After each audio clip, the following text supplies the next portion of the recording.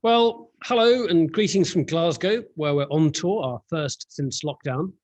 Today's Insight with Political Tours and Beyond the Headlines looks at Rwanda and its president, Paul Kagame. In power since 2000, he's a darling of the West, who has apparently brought stability and growth after the horrors of the 1994 genocide. But woe betide anyone who gets in his way. Over the past 2 decades, a number of dissidents have wound up dead, many of them one-time allies of the president. All of this is the subject of a new book by our guest, Michela Wrong. Hello and welcome, Michela. Thank you for having me on. This book here, it's called Do Not Disturb. It starts with the gruesome killing of one of Paul Kagame's closest associates, the former head of his external intelligence service, Patrick Carré. You piece together his murder in a Johannesburg hotel room, from whence the title Do Not Disturb comes from. But before I come to that rather gruesome killing, I want to address a few other things. Firstly, what exactly are Western perceptions of Rwanda? Can you describe why and how it's seen so positively? And then we'll get on to why that's really so misleading. Well, I think if you were to ask someone who knew Africa vaguely, who Paul Kagame was and what the story of Rwanda was under Paul Kagame, they would probably say that this was a man who stopped the genocide. That's often a phrase that you hear.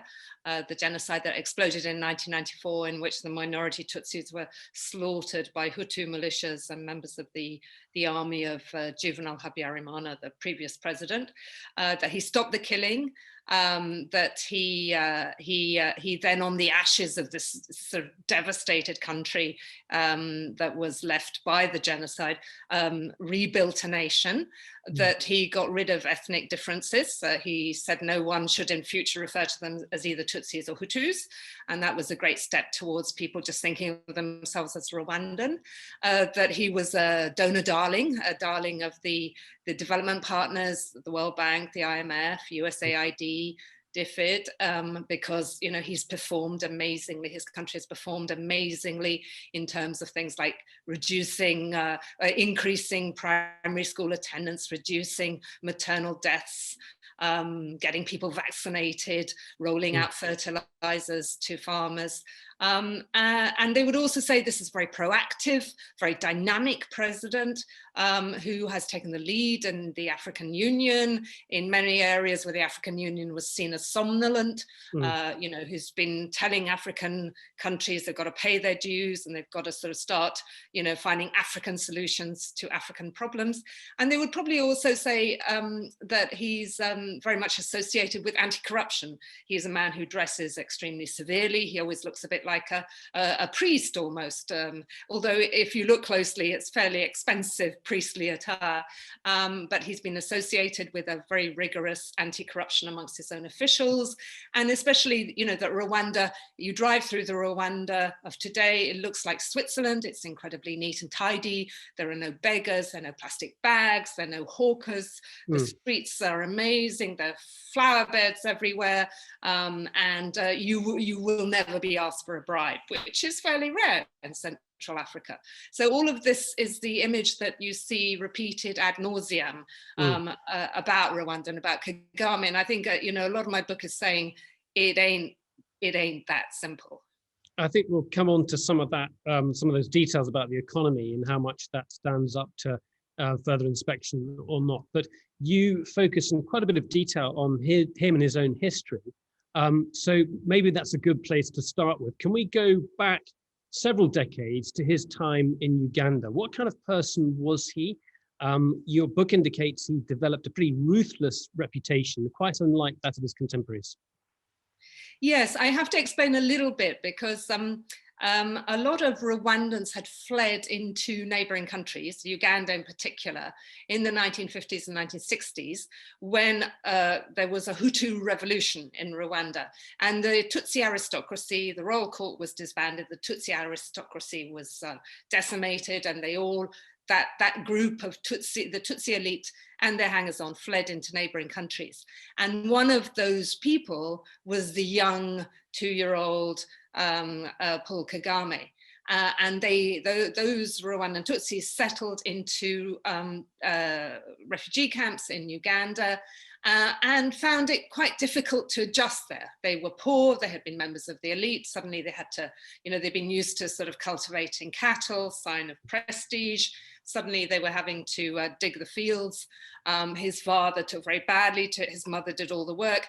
And what you hear when you talk to people who knew him as a young boy, and then later as a young man, is this is someone who felt very much outcast from Ugandan society, very aware of being an outsider, a Rwandan alien, who tended to keep himself distant from other people, who even at school used to sort of enjoy reporting mischievous pupils to teacher. He was a sort of very severe disciplinarian even as a boy. And then later, like a lot of those Rwandan Tutsis refugees who felt they had no place in society in Uganda, where they were prejudiced against, they joined up to the NRM, which was the guerrilla movement set up by Yoweri Museveni, who is today the Ugandan president. And they became rebels. They went into the bush and they learned how to fight because they found meaning in that. And there was also a long-term strategy behind there. One day we may need these guerrilla skills.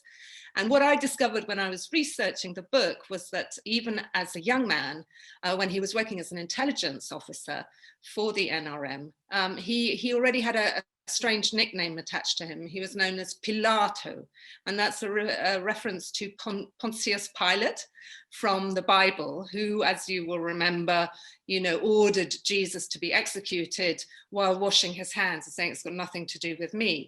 And this is a reference to the role that Kagame was given as an intelligence officer. He was given the job of collecting information about badly behaved rebels who had maybe gone to a village and got drunk, or picked up a girl, who were falling asleep when they were supposed to be, keeping guard at night. And he would collect the information, and then if it was deemed serious enough, they would be, executed by the NRM. And that he seemed to take an unhealthy pleasure in that. And that was why that nickname stuck. So he always had this reputation for being severe, a disciplinarian, somebody who didn't mix easily, who wasn't, charming. He was very good friends with a very charismatic young Rwandan, Banya-Rwanda leader called Fred Rugema. And so because everyone adored Fred, who was a sort of key commander in the NRM, everyone allowed Paul Kagame to sort of join the group. But he himself was never liked. He was respected. He was seen as being effective and getting things done, but he wasn't popular. I think it's fair to say that that's been true all his life. There's an incident where he wants to remove a revival within the movement, and he comes up with quite an ingenious way of doing it involving schoolboys. Yes, because he was an intelligence officer. So he was trying to deal with, this was at the time, it was Milton Obote's army who were tracking down the rebels in the Luwero Triangle in Uganda. And he got some rebels to dress up as schoolboys and drop within reach of an army post held by Obote's soldiers. A note saying, thank you so much for all your help. And this was from the rebels, indicating that a local official had been collaborating with the rebels. And this was a local official who in fact had been giving the rebels a really hard time. And so this note was discovered, accidentally dropped, and the local official was executed. So these were the kind of, double games that he was associated even from a very young age. Yeah, it's we're going to come back to some themes of the story. I'm now going to sort of jump forward, if we can. Can we talk about to his former foreign intelligence officer, Patrick Carré? He was in exile. He'd fallen out with Kagame. What was behind that? What was behind that falling out? And then we'll come to the hotel. Well, that's a really good question. I mean, I ended up thinking it was about a lot of things, and certainly a lot of it was quite personal. I mean, what's interesting when you're looking at a rebel movement quite up close is just as, you would say the same of any cabinet, any government cabinet. A lot of it does boil down to personality. So the man you're referring to is Patrick Carré, who was a very happy-go-lucky, charismatic head of intelligence, external intelligence in Rwanda, who had known Kagame since they were schoolboys. They actually went to school together in Uganda. And then together, they helped set up the Rwandan Patriotic Front, the Rwandan rebel movement that ended up invading Rwanda in 1990, took power in Rwanda in 1994. And Patrick became head of intelligence in Kigali, so became a very trusted aide, very powerful man. And it's clear that as the two men grew older, they began to split on more and more issues of policy. But also it was personal. I mean, Kagame was always sort of deeply suspicious of those around him. And at a certain stage became convinced that the head of the armed forces, Kayumba Nyamwasa, General Kayumba Nyamwasa, was plotting against him. He was a general who was extremely popular. And that general was good friends with Patrick Karegeya. So Kagame did what you would do in these circumstances. You go to your head of intelligence and say, I'm sure this guy's plotting against him and me. I know he's got people who support him. They want to get rid of me. And Patrick said, you know, that's nonsense. That's simply not true.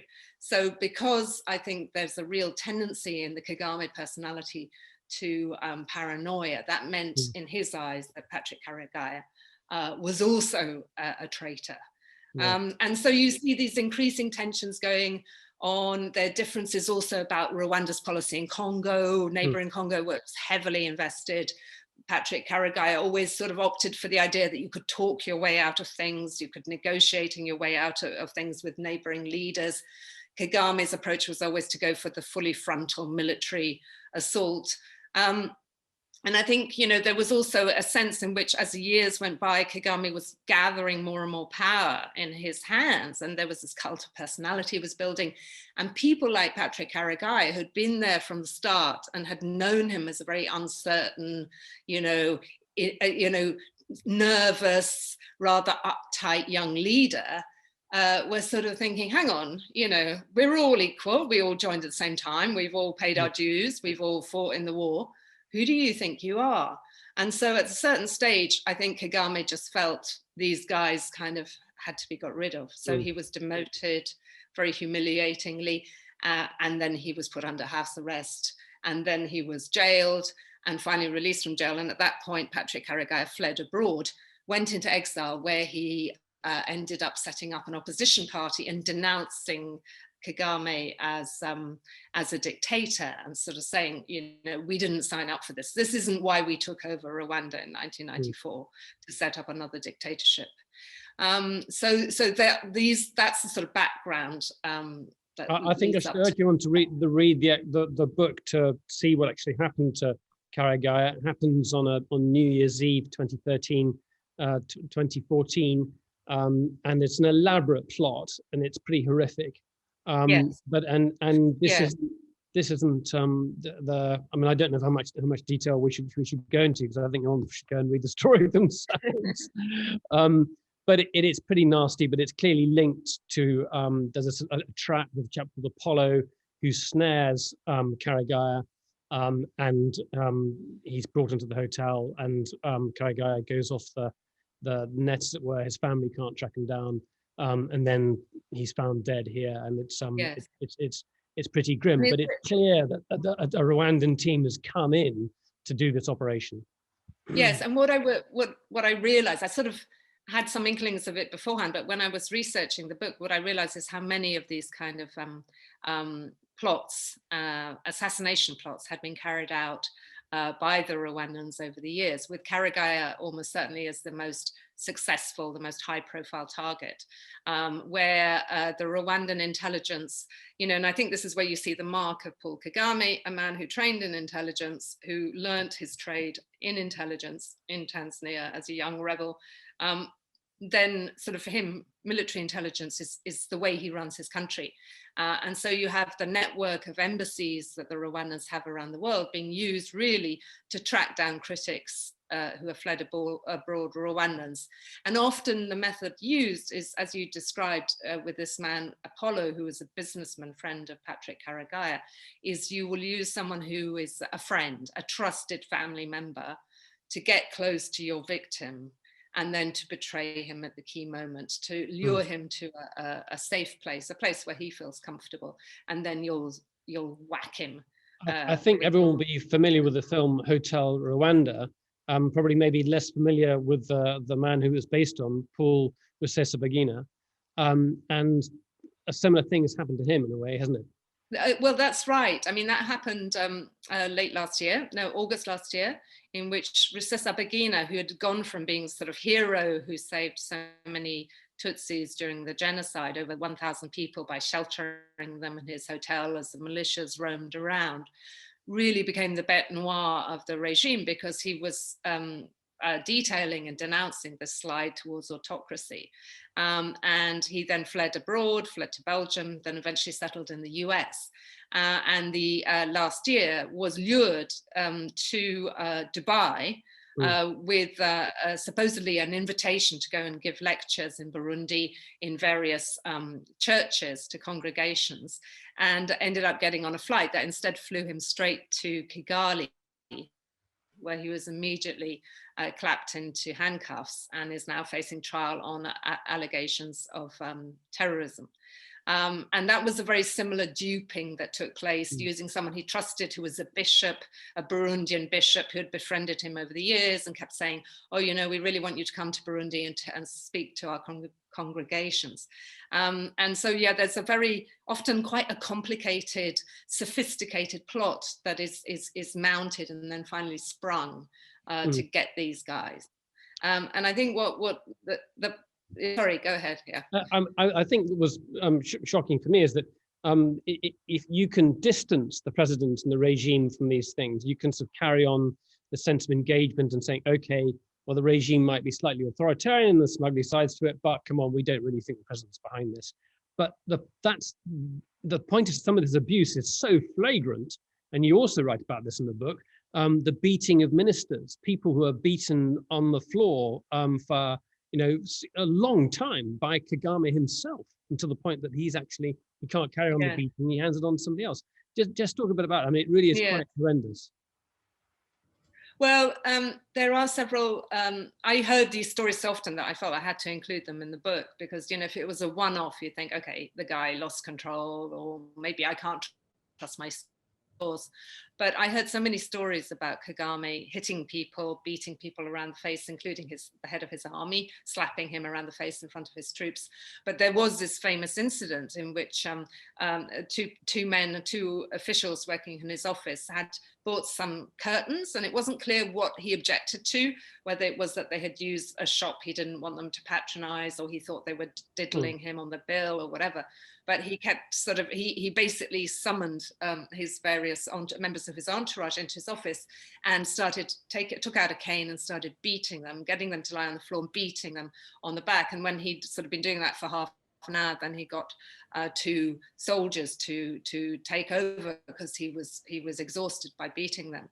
And this apparently was sort of routine abuse of his juniors, in that often I was told that if you were late for a cabinet meeting, as you went into his presidential office, he would just reach out and kick people in the buttocks as they went in, so that they go flying across the room.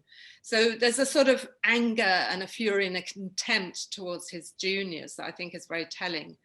He's not the only head of state I've heard these kind of stories about. I've also heard them about Eritrean President Isaias Afwerki, but it's much more flagrant with Kagame. And I think it's the side of him that Westerners never see. And I think if they did see it, you know, because he's always very careful not to do it in front of someone who's a Western diplomat or a government minister from America or the UK.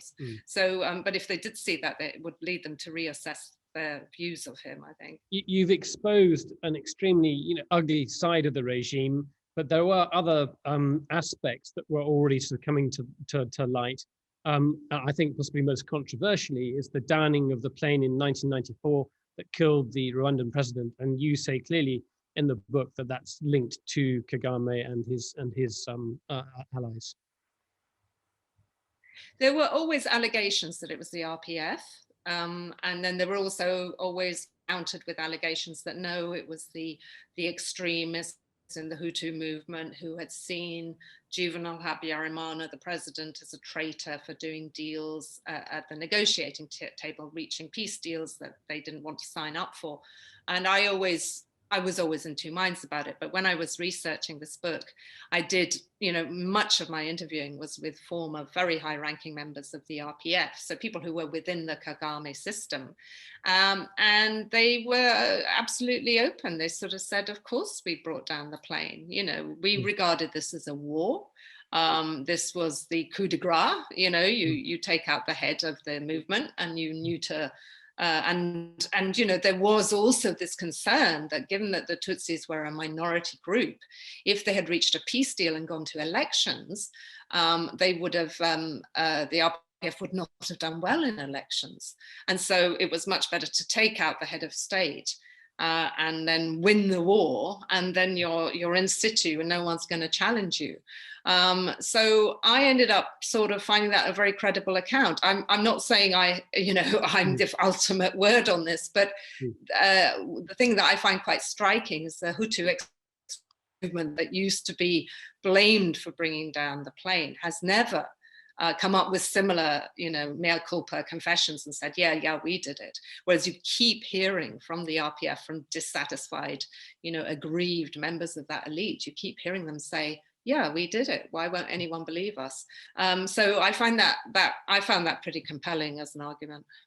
The other thing that's emerged more clearly, perhaps, is the manipulation of figures about the Rwandan economy. All the figures that have suggested it's been doing so well in terms of literacy and poverty rates in particular. Can you just talk a bit about that? Yes. Well, I think a lot of people, that, especially in the world of diplomacy and development aid, their approach to Rwanda is, yes, it's a dictatorship, but they would say it's a benign dictatorship, and that this system of top-down technocratic efficiency and the country in which people automatically obey orders is one that really delivers on the development front. And they, the figures have been regarded as absolutely miraculous, and this is sort of people gush, when they meet Kagame, he's regarded as sort of almost a living saint in terms of delivering development. And what I was hearing, I was researching the book, and it didn't really surprise me, was that no, the aid has been put to good use, but actually Rwanda always had a tradition of putting aid to good use. It did so under Juvenal Habyarimana, because it's a very well-run, very hierarchical, very disciplined society, but that it was by no means a miracle. And that it remains mired in poverty. The statistics don't really budge very much. Investment isn't very impressive because the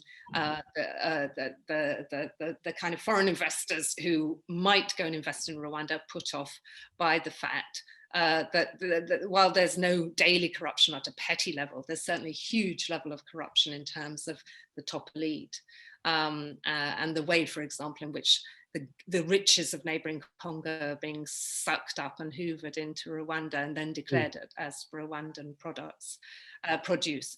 So I think it's a country that's done well on development front, but in no way has it done well enough to sort of accept a bit of elections are routinely rigged. We must just accept these things because the development performance is so impressive. I think that argument doesn't stand up to scrutiny. Yeah, I think the comparison you've made, and certainly others have made, is that if we put sanctions upon Vladimir Putin for the assassination of opponents, why are we continuing to give such aid to Paul Kagame in Rwanda? Yes, I felt there were lots between not only Russia under Putin, but and its treatment of dissidents, including Jamal Khashoggi. The more research I did, the more you discover these really terrifying stories of dissidents being tracked down abroad, no matter where they live. You know, it doesn't matter whether they've settled in Canada or the US or Australia or South Africa. The way in which they're systematically tracked down and then threatened, silenced, beaten up, or killed. And it seemed to me that, you know, when people become aware that Russia is doing that, or Saudi Arabia is doing that, or China is doing that, you know, it becomes a really massive diplomatic story, and sanctions are levied, and people are ticked off in public, and relations are frozen. And Rwanda gets away with it time and time again. And it's sort of hard to work out why that is, apart from maybe a kind of weird reverse sort of racism that, you know, I began to suspect that really the West just feels, well, you know, this is just what Africans do to one another. Why should it affect our massive aid budget that we give to Rwanda year in, year out? So there's certainly a double standard at play there. I'd love to start taking some questions from people. Forgive, there's some noise here. I'm actually in a public area in a hotel, so there may be a bit of noise in the background. But if you can start putting your questions in the Q&A box just below here, we can start putting them to Michela. That'd be fantastic. Michela, you write about a sense of shame yourself, which you've, I mean, it's unusual for us journalists to express shame about what we've done and what we've written. But you do. Tell us more about that. Well, I first got involved in the Rwandan story in 1994 when I was working as a stringer in Kinshasa, and I went over to cover Opération Turquoise, which was the French intervention in Rwanda. And like, you know, like any journalist who was covering that story, you then became very quickly aware of the massive bloodletting and slaughter that had taken place in Rwanda, carried out by the Hutu extremist militias. You know, bodies were everywhere, very badly buried. There were signs everywhere of grenades being thrown into churches and people scrabbling to get out. And the horror of those images meant that when we were then confronted with a very disciplined rebel movement, the RPF, that was coming in and putting a stop to it, and that spoke fluent English, was extremely articulate, spoke the language of ethnic reconciliation, there was a sense of, thank God, you know, these people, thank God they're coming and they're establishing order and they're going to stop this horror. And I think in that very emotional reaction, there was real naivety. Because we were not sufficiently aware of the atrocities that the RPF had committed before they had seized power during this period, this 4-year period when they were occupying the north of Rwanda. And that naivety was then to be one that was echoed by diplomats and aid workers and development officials. And it meant that as they continued, they took power and they started to interfere in neighboring Congo and hunt down the refugees who had fled into Congo and kill what is suspected to have been, you know, hundreds of thousands of people in the forests of Congo. There was a real tendency not to want to look at the ugliness of that story and not to sort of realize that this, you know, there was more than one player killing thousands of people. And you still see articles today written by, and I was looking at an article recently in the New York Times that still gives quite sort of, you know, this a very similar account of the regime, that it's sort of beneficial and doesn't challenge it in terms of its growth figures and the successes it's had. Yeah, and there's, yeah, I mean, a lot of people don't want to look, you know, we all like the opinions, you know, I talk a lot about cognitive dissonance in my book, because once you've formed a view of a government, of a bunch of people that you have befriended, you've sat in bars with, you've listened and been convinced by their arguments, there's a real disinclination then to consider that these people can be very impressive, very intelligent, very persuasive, and they can have done dreadful things. And I think that's what you see with the kind of Western ministers and many diplomats and aid officials, that they simply don't want to adjust their vision of the RPF and the Kagame regime as new evidence has emerged. And it's also very worrying. I mean, the reason I go into this in the book, because I think the Kagame regime is showing a more and more ominous and sinister side.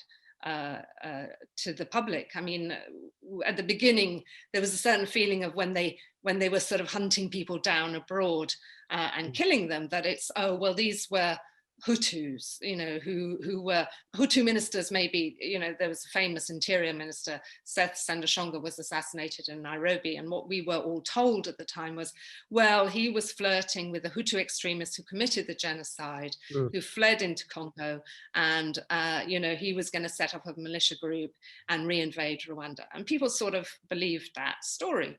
And now, of course, the people that are being targeted are members of the former Tutsi elite.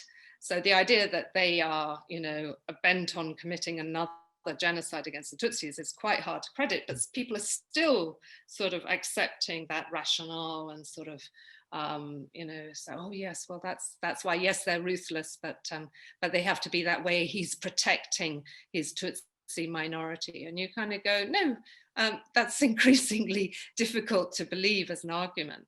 So, I mean, having gone on that journey myself, it seemed to me surprising that there aren't more people who've also sort of reassessed and come to feel that at certain points in this narrative, they were really rather naive. Well, it's an amazing body of work. We've got, we're wrong way around here. We've got time to go to questions now. I'm going to ask people to keep their cameras off. It's just because the bandwidth here where I am is not great, and it's just going to be easier to deal with sound. So I'm going to go to Paul Davis first. So just Paul, just open your microphone, please. Go ahead, Paul. Paul's in South Africa. Thank you, Michelle. It's been a very interesting exposure of stuff that I knew nothing about. I just wonder what the succession issues are going to be with Kagame. He's consolidating power into a very small space. And what do you think is likely to happen when he goes, or if something else happens? Are we going to go back to the Hutu-Tutsi issue or other issues?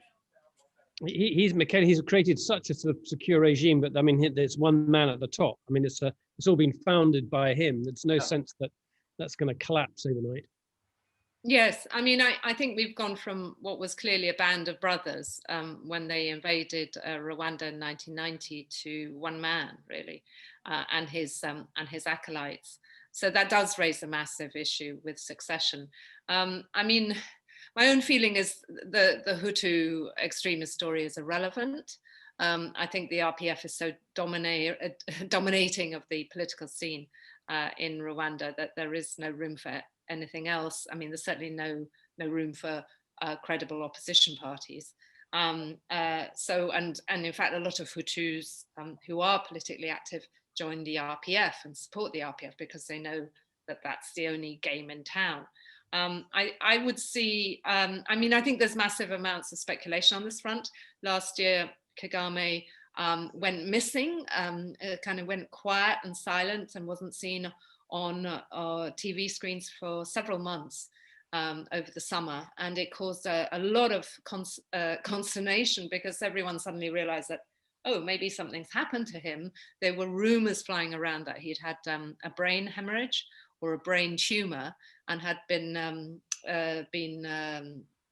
had surgery performed in Israel and had died on the table. He then miraculously reappeared, gave a press conference, demonstrated that he was fine. But it did sort of make everyone think, oh my God, well, what happens if this, if there really is a health issue? My own reading would be that I suppose it's possible that you could get a civilian government minister, someone like Louise Mushikabo, taking over.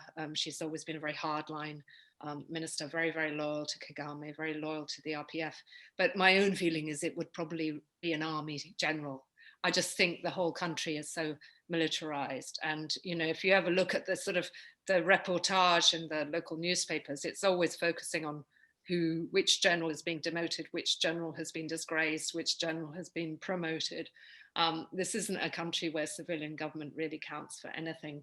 I mean, the Parliament exists and all these parliamentary speaker posts, they all exist, but they don't actually have any real power.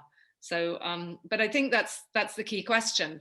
And this is the problem with these hardline leaders. And it's the same problem posed by Yoweri Museveni in Uganda, and also Isaias Afwerki in Eritrea, which is, you know, when you have this man with so much power, by definition, he has alienated anyone who was seen as a possible successor.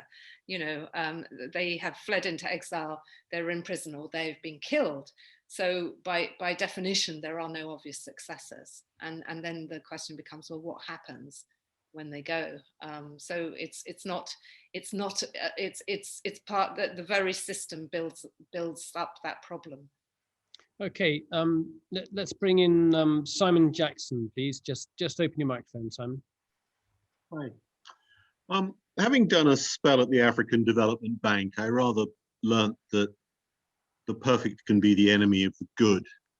And whereas it would be wonderful if sub-Saharan Africa were ruled by a bunch of highly efficient bureaucrats who espoused parliamentary fair democracy, I rather struggle to think of some.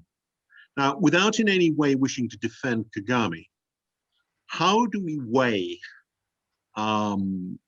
wider economic benefits brought about by efficient bureaucrats against their democratic shortcomings? And if you would, if you reckon Rwanda is an unworthy recipient of substantial quantities of aid, whom would you deem to be more worthy on the basis of what? Maybe do that last bit first. Well, these are not easy questions, and the fact that you spent all your years at the AFDB puzzling over them means I'm not going to be able to produce an answer either. I think my problem is I don't believe the kind of rule you're seeing in Rwanda is anything like as impressive as it's supposed to be about delivering development. For one thing, you talked about technocratic efficiency. I don't think terrified technocrats do good jobs. They may, because what you see in the way Kagame treats his juniors, the willingness to humiliate people in public, the knowledge that if the worst really came to the worst, you can be arrested for no reason, you can be accused of insurrection without any real evidence, you can spend a very long time in prison. That hangs over the heads of any elite official in Rwanda. And I just don't believe that kind of fear leads to efficient technocracy. So I think how many other, I mean, you mentioned Eritrea, which is pretty bad. I mean, let's run through a series of countries. I mean, is it any better in the Central African Republic? Is it any better in Mali? I don't know. Well, you're only mentioning African examples, I suppose. That was a question. The question was about aid to Africa.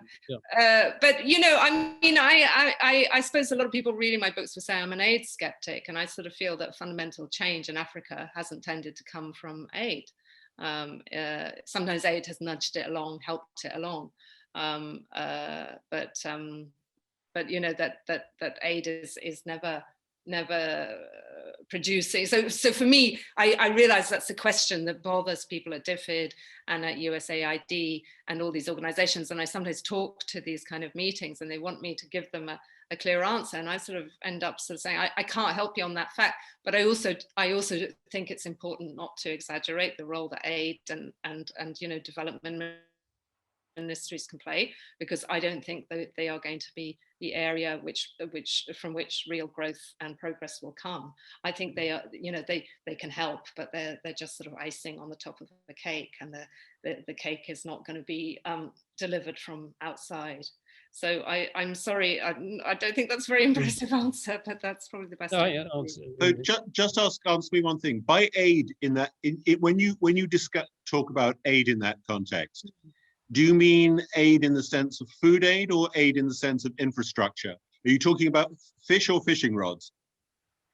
Well, I'm not talking about humanitarian aid, because I think we all understand that when there's something like a famine going on in Ethiopia, or you have to send the aid in. I'm talking about development, long-term development aid, direct budgetary support, that kind of help. A question from Sue Tibbles. Where are you, Sue? Hello. Yes, I'm in Seattle, Washington.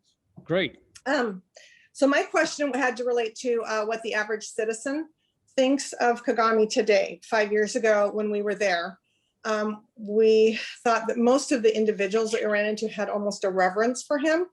I asked a question of our guide if he, because in Cuba, we had heard that Fidel Castro was compared to a loving but errant father. And so I asked if that was perhaps how they would relate to him. And he actually sincerely gushed, no, more like Jesus Christ, which really surprised me hearing this from just an average person there. But it is kind of the feeling we got. And so I was wondering if that has changed lately, or if that's still what the average citizen might feel. I couldn't tell you because I think it's really, really hard to know what your average Rwandan thinks. Yeah. And I think even if I, had been to Rwanda more recently than I have, I think it would be really hard to tell. I think, any Rwandan who would tell an outsider, I mean, firstly, it's a culture, as you probably know, which prides itself on keeping its cards very, very close to its chest. But anyone who would tell a white person what they think of the president would have something wrong with them. I mean, the impression, the impression you get is one of that this feeling when you're in Rwanda of being constantly monitored and constantly watched, and the way in which you have this sort of 10-house system in which, you're supposed to have an official reporting back to headquarters on every 10 houses. Every Rwandan will be aware that it's very likely their phone is being listened to and being tapped. If you go on the web, in Rwanda, that, I've been told by diplomats who've gone there that they get intelligence briefings and sort of say, if you go on the web while you're there, Rwandan intelligence will just soak up all your, they'll immediately be in your system and soaking up all the interesting information there. The press is completely sycophantic. And I think, so as a result, I think it's really hard to know what people think, because that the elections are rigged. Every time we have an election, Kagame gets 95%, if not 99%. And maybe he's genuinely getting 90%, but who knows? I mean, we're never going to know, are we? And I think you also have to think that this is a culture that for hundreds of years was very, very a very tight-knit society in which, the king and the role of the king, the Mwami, the respect for the Mwami, the readiness with which the Mwami would resort to violence and sort of imposing his will, the tiny nature, the geographically tiny nature of that country. I just think it's a very paranoid, introverted society, and the trouble is, it means it's really hard to know what people think. I mean, there is a reason why the genocide happened in Rwanda, and why people, felt obliged to take up machetes and kill next door neighbors when they were told to by the authorities. And I think that remains, sadly, a fact about Rwandan society, that individual thought is not exactly prized or encouraged. That's quite, I hadn't heard it interpreted in that way, and it seems like it sounds extreme to compare it to North Korea, but I think there are many parallels there in terms of how North Korean societies, how it works. A very good question from Elaine Moore. Go ahead, Elaine. Hello, Michela. I'm a long-standing admirer of your work, so thank you very much for all that you've done. I'm in wonderful Wales, by the way, Nicholas. You didn't ask. Oh, I'm terribly sorry. Where in Wales are you? Where in Wales are you, Elaine? I'm in the capital, Cardiff. Cardiff. Yes, correct. And I must tell you, Michela, that our Amnesty Book Club has chosen one of your earlier works, I Didn't Do It For You, which you wrote about Eritrea and Ethiopia, as our book next month. Right. So I'm busy rereading it, and there are, of course, as you will remember, a number of parallels, as you've mentioned. But I was particularly interested in your juxtaposition of some terms earlier: military intelligence linked to paranoia. And Nicholas mentioned possible reverse racism being a kind of African way of doing things. In the light of those juxtapositions, do you fear for your own safety, having written these books, and now in particular about a man who is clearly not averse to wreaking revenge on people who've said things about him? Thanks for the question, Elaine, and also thanks for saying you like my work. Just as a piece of background, I actually went to Cardiff Journalism School. Yes, all the best people go there. I went there too. Which year did you go, Michela? And I have fond memories of trying to get away from the rain and trying to find a pub that would serve drinks, you know, at strange hours at that time. But it was a long time ago. But anyway, yeah, this is the book that made me most nervous. I mean, I do have sleep nightmares when I wake up in the middle of the night thinking the Rwandans are coming to get me. And I've never had that with another book. And it was because I interviewed so many people who were paranoid, and they were living abroad. They were dissidents who were, you know, safely in France, Belgium, UK, US, and they feel constantly in danger. They are, in many cases, have been told they're in danger by their local police forces, who will tell them that and say, you know, your government wants you dead, but then do nothing more than that, and not offer them 24-hour-a-day protection, or, you know, and just say you might want to think about installing some CCTV. So I think I am protected by the color of my skin, to be, you know, put it at its crudest, and by the fact that I'm a British citizen, and that if something were to happen to me and the Rwandans looked at all involved, that would be pretty embarrassing. But I think there is this sort of weird reverse racism, which is that things that wouldn't be tolerated if done by any more prominent and less donor-darling government are simply regarded as kind of trivial and unimportant by Western governments that should be making a lot more fuss. After all, they have massive leverage over Rwanda, you know, which has, you know, at least 40% of its government budget is covered by aid.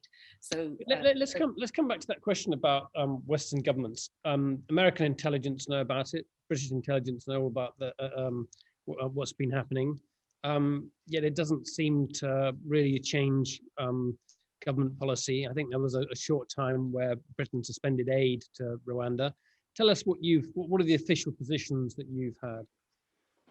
I think a lot of it is the seduction and the spell that this development darling title has cast over the West. I think you know, that organizations like DFID and USAID, the World Bank and IMF are so desperate to show that they have a success story in Africa.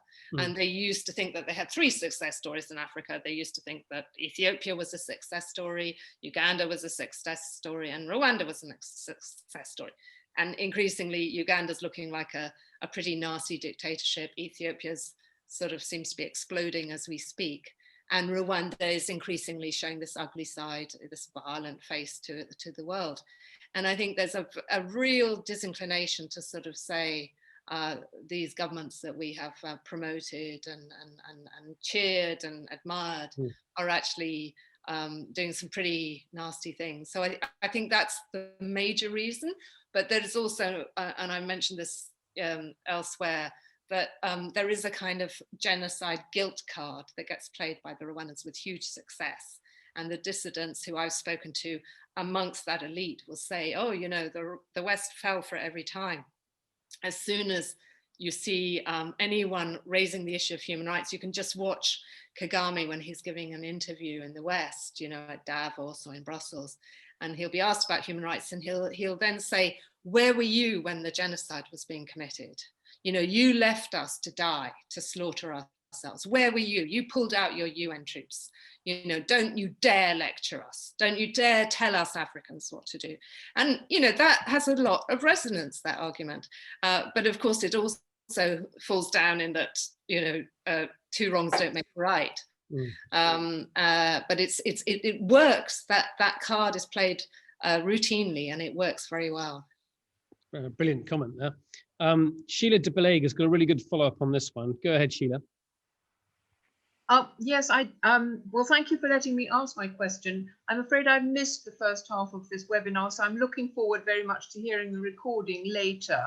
But I came in when you were mentioning Yoweri Museveni in Uganda, and because I was brought up in Uganda, I sort of feel very concerned about it. And I wanted to ask whether you thought the situation was as bad in Uganda, and you just now you more or less said that. I wouldn't actually say that, in that I think Museveni is reaching the end of an overly long political life and is showing more and more tendencies to want to I mean, it's so tragic because he was the leader who always said no African leader should stay in power longer than 10 years. And now he's hanging on by his fingernails, and the last elections were extremely violent. But having said that, I mean, if I was a citizen and I had to choose between living in Rwanda, Kagame's Rwanda or Museveni's Uganda, I would choose Museveni's Uganda without hesitation. I think that there's a sort of, the feeling you get in Rwanda is that Kagame needs to know every single citizen's business, and he needs to be constantly praised, by the press, by the West. He needs a constant diet of praise, and his picture, his image has to be everywhere. Museveni has this sort of laissez-faire, he's made a deal, he knows what he wants to remain in power, but within those limits, he'll sort of allows there's more room to breathe, to be yourself, to express yourself artistically, politically. The newspapers in Uganda are interesting, they express dissident views. People go on television and berate Museveni. There's a sense of that's a country where the citizens' liberty, it's sizable. And I don't think it is in Rwanda. I couldn't think of anything worse than trying to live in Rwanda, to be honest. And I'm not talking because I would be poor and starving. I'm talking about the stifling impact of that constant sense of scrutiny. Before we sort of went on air, well, I asked you a couple of questions, and one was, why haven't they sued you? Now I can think of other authors who are being sued in British courts, one who's just written a book about Putin and the oligarchs. So why hasn't that happened? And it just tells us a bit about the writing of the book, because this took considerable time. Yeah, it took 4 years to write this book, partly because it wasn't the only thing I was doing. I was also caring for an aging mother with Alzheimer's. But I did it involved a lot of research, a lot of research trips, which were marvelous. I mean, going to Uganda, going to South Africa, going to Belgium, going to America to talk to all these dissidents. I mean, that's always the fun bit of the book. The difficult bit is writing it up. But it was a difficult book to write because at every step of the way in Rwanda, there is an official narrative. And then there are the various alternative narratives. And you have to decide as the writer which one you think is correct. And one of the things I try and explain in the introduction is that it's not easy, and you're constantly trying to work out what's most likely. And in some cases, I just sort of present, here are two narratives, take your pick. Each one has a compelling rationale behind it. Sorry, what was the first question you asked at the beginning? So people were being sued. Suing. Yeah. Yeah, I was expecting to spend a lot of time with the lawyers at the beginning of this process, and it was surprisingly painless. And this is because if you're going to be sued, firstly, heads of state don't really ever sue for libel or defamation, because it's just considered ridiculous. I mean, given the kind of insults that routinely are heaped on the head of any head of state, they can't sue. But also, what you have to establish, and I learned when I was at Cardiff, was to protect your reputation and sue for libel and defamation, you do have to prove you have a reputation to defend. And every single one of the officials who I name in my book as having ordered hits, ordered assassination, ordered beatings, and has been repeatedly named, thanks to the internet, thanks to various opposition websites, thanks to various books that have been published by Rwandans. So there's a very strong argument to be made that they have no reputation to defend. So I found it much easier than I expected, actually, to go through the legaling process. That's fascinating. That's refreshing as well, because I know there are other writers who are having a tough time.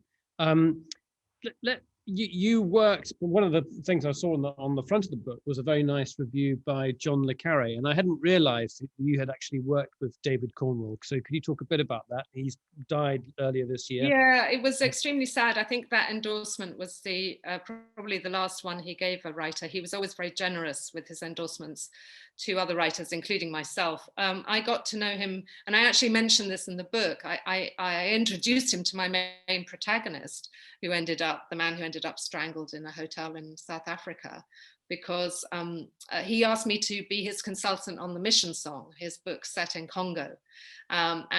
He approached me very discreetly. I got a very mysterious email from someone saying a well-known writer wants to take you out for lunch and sort of, ask you questions about Congo. So I was going, oh, who can that be? And then it turned out it was John le Carré, and I was like, oh my God.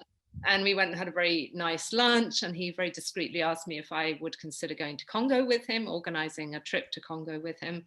And I said nothing would give me more pleasure.